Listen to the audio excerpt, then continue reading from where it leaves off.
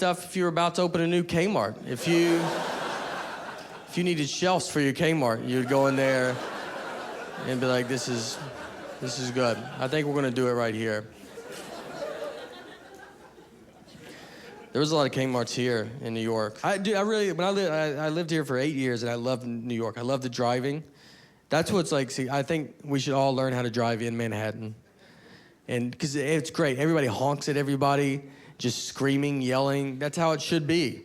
Growing up in the South, no one honks ever. People just sit at lights, and they're like, "If you don't want to go, I totally understand. I'm probably not going to go when I get up there." So. Let's just wait it out, you know? Let's let traffic die down, and we'll get home tomorrow. I once had to take my car to get it fixed, and I go to, like, this mechanic. It looked like it was just, like, this dude's house. And I go inside, and there was a line. There was, like, people in there. So we're sitting there. They were taking forever. And we're all getting, pretty upset about it. Finally, one of the fellow customers just starts yelling at all the employees. And I was like, this guy's great.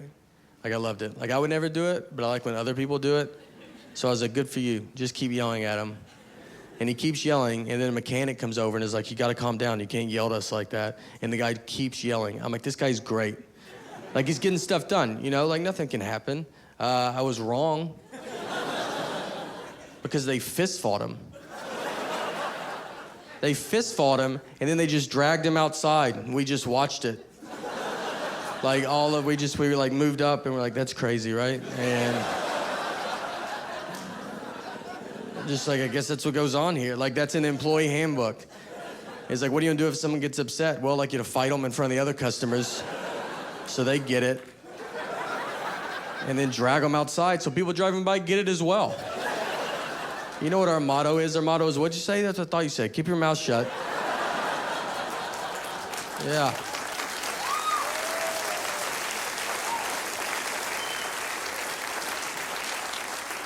You know what, I tweeted about it when it happened, like afterwards, I thought it was funny, and they found me. That's how crazy they were. They found it on Twitter, and they were like, hey, could you follow us so we can send you a message? I was like, how about I got the message, all right? I got it. I'll delete the tweet, don't worry about it. They were crazy. I love the craziness of, like, New York. Homeless people everywhere, that's great. They're everywhere, though, like all over the country. They travel really good. And you go by, you ever see homeless, because you see them asleep on the sidewalk, and I always feel bad, but every time I go, a homeless guy is asleep, I always notice they go to bed at a very reasonable hour. Just walk by. You'll be like 9 o'clock. You're like, that guy's gonna get a solid 8 hours. I'm gonna toss and turn. He'll be to work on time, One homeless guy, once he asked me for money. And I was like, all right, here. And I gave him money, and he was like, it's good you give money, man. This could happen to you. You could be homeless by tomorrow. And I was like, I don't know about by tomorrow. I was like, I have a lot of friends and family, Like, I have to get rid of all of them in 20... I don't have time to do that. I would have to kill them all, and then I would just go to jail. I still wouldn't even be homeless. So I don't even think I could be homeless, It'd take a long time. Very forced. Maybe that's what his message was. Maybe that was good. I don't know. When I first moved to New York from Nashville, I was here 3 months, and we would always do comedy, then we'd go eat at a diner really late. So one night, I'm sitting in the back of this diner with some other buddies, and this guy walks in with a seeing-eye dog, but he was pretending to be blind, like he's not blind. And I could tell. I'm really good at telling when people are fake blind. And he walks in. First of all, he makes a big announcement to everybody, like, hey, I'm blind. I'm blind, everybody. And he started just walking around, just knocking everything off everybody's table. Like, oh, I wish I could see what's going on, but I can't because I'm blind. And he had a seeing-eye dog, but he was leading the dog around the whole time. Like, the dog never got in front of him. And I was like, it doesn't work like that. I don't think the dog builds confidence. And it's like, why don't you do some of these on your own? I just want to see, what I'm dealing with. So I'm watching all this happen. I'm getting pretty upset about it, because I just moved to the north from the south, so I still cared about people at this point. And Now I've been beaten down by New York. Now if someone like died in front of me, like really right in front of me, all right, yeah. You just tell you like, don't look at him. That's what he wants. All right, that's what he wants.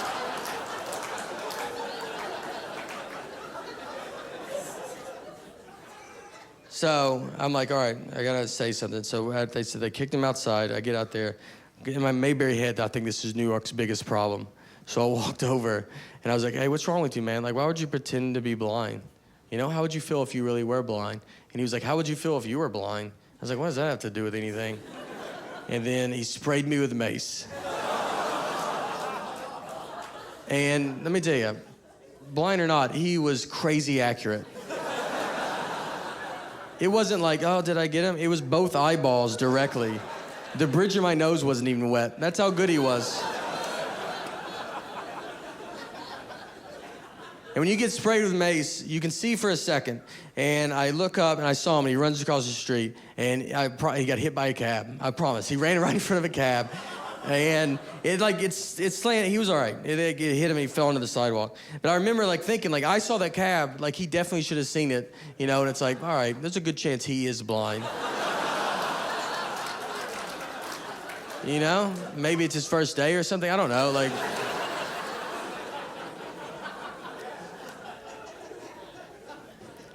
When it happened, you know, I was like telling people, when I told people, they would always want to be like, oh, was it mace or pepper spray? I got asked that. Everybody asked me that. Was it mace or pepper spray? Which is like, I don't know what it was. Like, what kind of life are you living if you could tell the difference of mace and pepper spray? If I knew, I was like, that time was pepper spray, that time. Yeah. This happens a lot. It happens a lot. You just don't say anything, you know, like, you know, anything about stuff that goes on. You just let stuff happen. I was flying recently, and I'm like, now when you fly, you know, you can leave your phone in airplane mode. So I'm like sitting there about to take off. I'm playing a game. This lady leans over a guy and was like, hey, you got to cut your phone off. And I was like, what? And she goes, you got to cut your phone off. You can't have it on. I was like, you don't have to do that anymore. And she was like, you have to do it. I go, you don't have to do it. That's not the rules, you know? And she's like, look, I'm not a rule maker. I was like, well, you're acting like a rule maker because those are not the rules. And she goes, cut it off, all right? And guess what? I cut it off.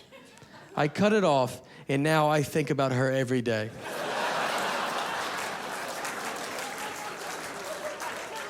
Every day I think about her.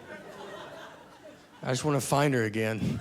I really do. If she ever sees this, you were not right, all right? I was completely right. This is, I think, the only way. You were wrong about it all. I bet she would just be watching going, I don't know. She's not going to know, like, because she's clearly let it go. So she's won this. She's like, what is this guy? I don't know why she would be answering all right. I'm like, she's not going to know, but she's going, I don't know what he's talking about. Well, that doesn't make sense. Then now she knows. She might know. We're going to do a thing at the end of this. We're going to reunite. The DVD extras will be me and her getting back together. Just, it is. You just want to be left alone. Like, I don't want to say, like, you ever watch that show on ABC, like, What Would You Do? You know? Like, that, the only reason I would maybe do something nice in a weird situation is because I would be afraid to be on that show. Like, because they're going to, you know, they always show something crazy happen, like someone sneaks into a purse and takes a lady's, and they're like, see who says something. And that's the only reason I might be like, well, I don't want to be on TV, so yeah, you can't do that. But some people, you know, like they do it, some people stop it. Some people don't stop it, but they still interview them. Like, you don't have to say yes. You can tell them no. You could say, no, you can't show that. And people just want to be on TV. That, like, you know, it's like, do you mind if we talk about you being the worst person ever? Like, yeah, I would love to talk about it, you know? Should we blur your face? No, no, no. I want all my friends to know.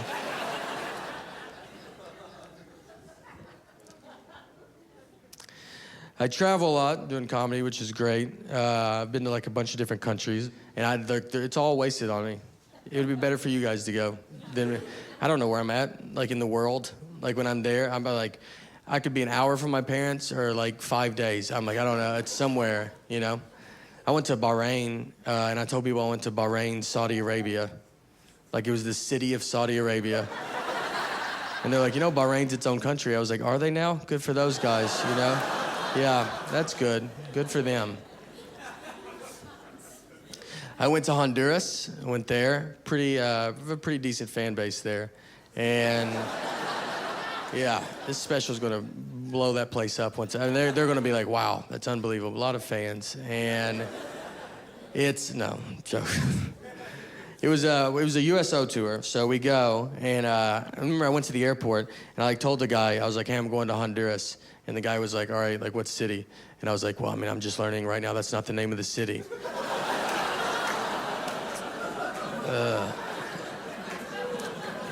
Where do you think I would be going? Like, if looking at me, which plane do you want me to get on?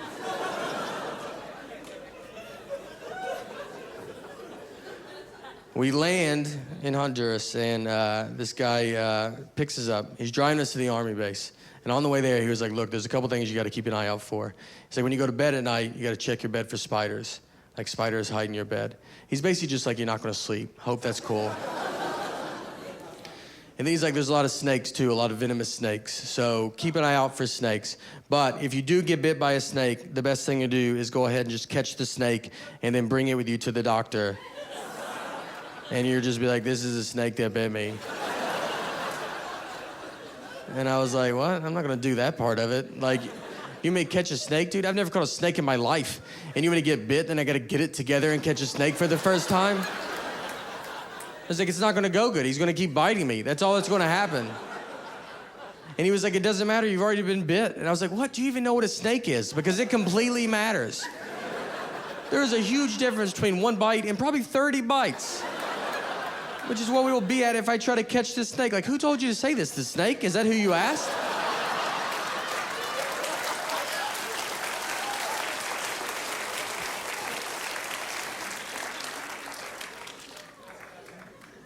Maybe you're supposed to do that.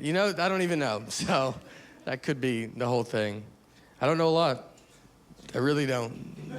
Making it this far has been great. And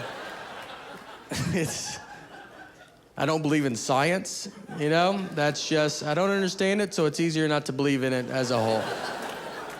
That gets you out of a lot of arguments. If you're just like, I don't believe in science, they're like, all right, do you need help? Or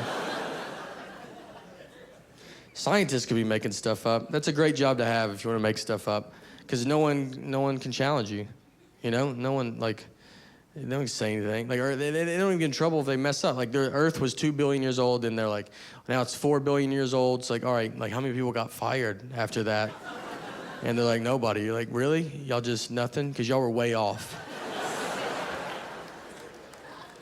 I read beetles are 320 million years old. It's like, are they? Or you just know that I don't know how to figure that out. Because you could be doing that, Like, I feel like that's your first job as a scientist. Like, when you go, they would just probably do the beetles thing. They're just like, go see how old beetles are. Like, when you're a new scientist, and then you don't think those guys are like back there, like, just write 320 million. Like,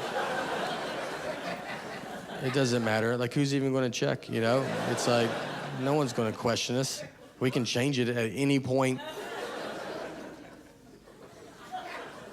Pluto, Pluto's not a planet. Or it might be a planet. I don't know. They change it every 5 seconds. The last I heard, it's not. And that's like crazy. That's when I would left science. When I was like, I'm out. You can't do that. You can't jam Pluto down my throat my whole life. And then the second I get out of school, you're like, we were just kidding about Pluto. It affected me. In elementary school, I got a C- on a test because I forgot to put Pluto. And turns out I should have got above an A. That's what I should have got. Yeah. I should have been asked to teach the class. I should have immediately taught that class. And be like, Nate's apparently the best. I never believed in Pluto, I said it's too far. That's what I told people. I go, you guys will see.